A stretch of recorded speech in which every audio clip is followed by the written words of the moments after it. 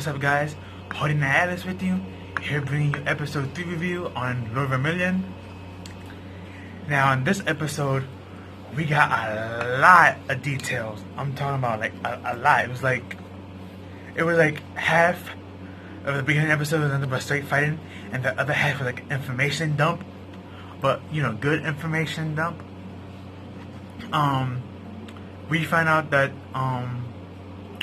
that the girl with Katetsu and Shihiro, that we didn't get her name last week, we found out that she's something called a familiar, and basically these familiars are humanoid creatures from other places, from other dimensions, that come over here to help those with the heroic bloodline power. And you know, they fighting the bat demon people and whatever, and he one-shots one, they bring in another one, his power goes out of control, and things starts to happen. And while this is going on, we find out that Kakahara, the investigator that was investigating Shiro's past, him and his assistant Tsubasa, we find out that they were recording and taking pictures of this situation, and at one moment Tsubasa's head started to hurt, and she was like, I'm going through pain. So Kakahi was like, what's going on? And he's trying to help her, and this weird like maiden chick that we got her name, I believe, Hana Shima, she came out of nowhere and she's like, there's a way for you to save her, but you have to say her real name. And the next thing we know, his power started to manifest, and this guy also has powers now, and he says her name, and she became a familiar as well now.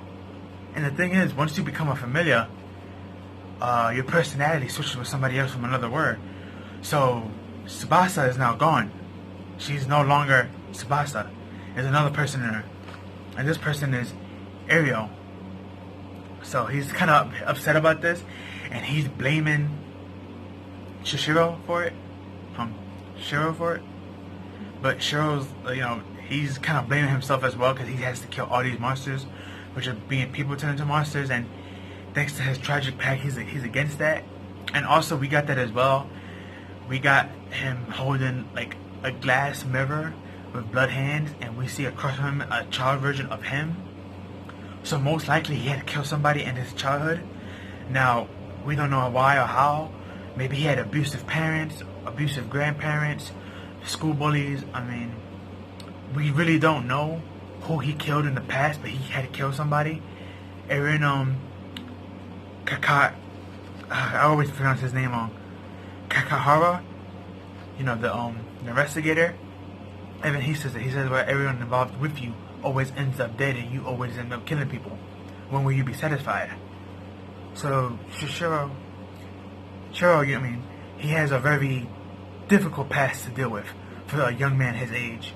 Because if I'm not mistaken, he's only like 15 years old. That's young.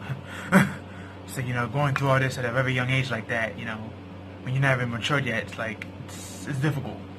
I can only imagine the things he's going through situations like that. So, and Katetsu, he was poisoned, so, from last episode. So even though he had his power activated, he really couldn't help much. But it's nice to know that in the future he's going to be more useful. And we also see the guy who turns things into, turns the humans into creatures, and the chick that's with them. We didn't get their name, but they was in this episode. We find out that they're agents of Chaos, and they work for a group called Chaos. And this group Chaos is enemies of the heroes of the blood of heroic lineage. So these are the two factions we have so far in this anime. Another thing we found out is that Chaos is opening gates to other planets, and they're using humans as sacrifice so the humans could become these creatures, and they're using these creatures to fight against them. So their powers are really weird, because with their powers they really don't fight. They just turn humans into monsters and make them obey them. So it's not like they're actually physically fighting, But, and it was also stated by one of the familiars, Shihiro's familiar, that Hana Shiba, she's not just from the church, that she works in. She's also known as the goddess of creation, or god of creation, they state.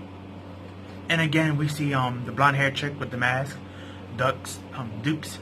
We see her.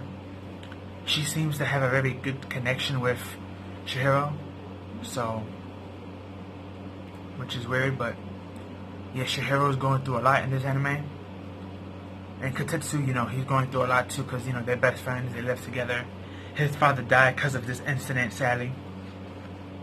But yeah, and it's just so much information dumped in this episode, and so many new awakenings and new characters.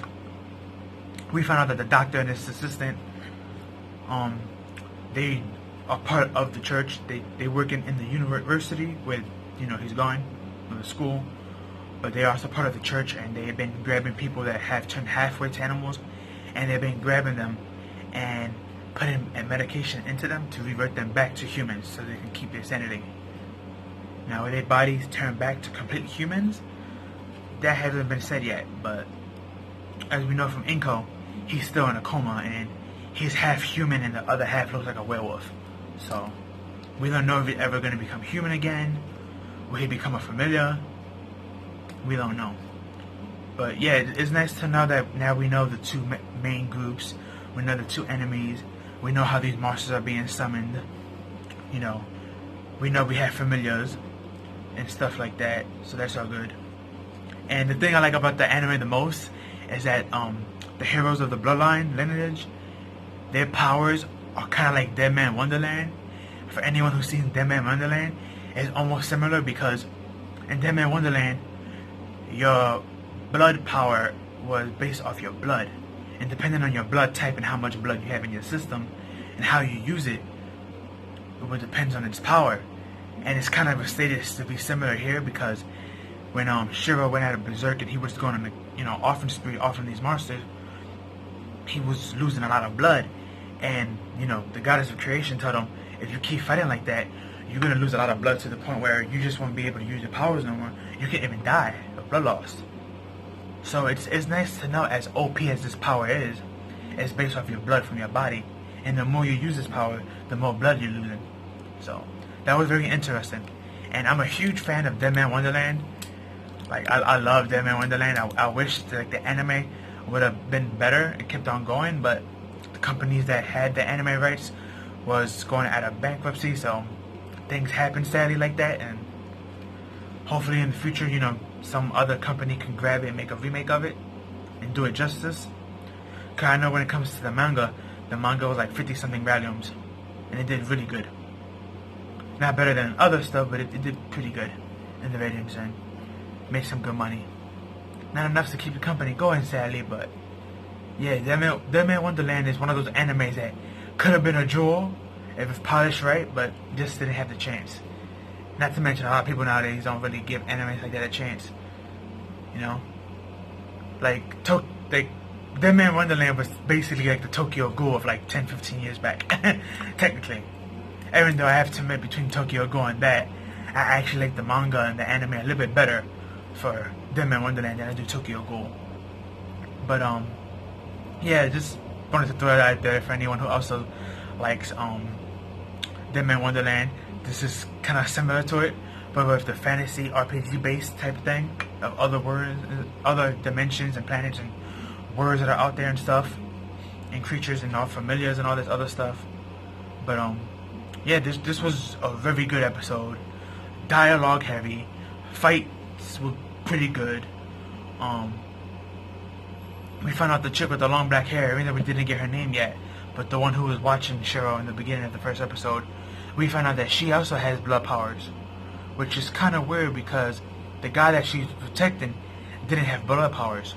All he can do is open the gate to turn humans into monsters and control them, and make them more powerful. But when it comes to her, it seems that she has both powers. She can make humans into monsters, and she has a bloodline power, so I'm not sure if these guys' powers are on the same, like, blood level link, or are they two different brackets? Like, the Blood of the Heroics and the Chaos Brigade are two different powers, or are the same powers in the same bracket? Just branched off. Like, that's kind of confusing how it looks, but we're only 3 episodes in, This is supposed to be 24 episodes, so we still have 21 left to go.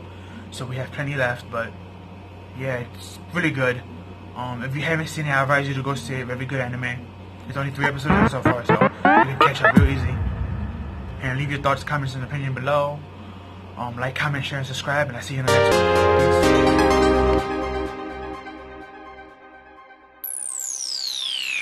Peace.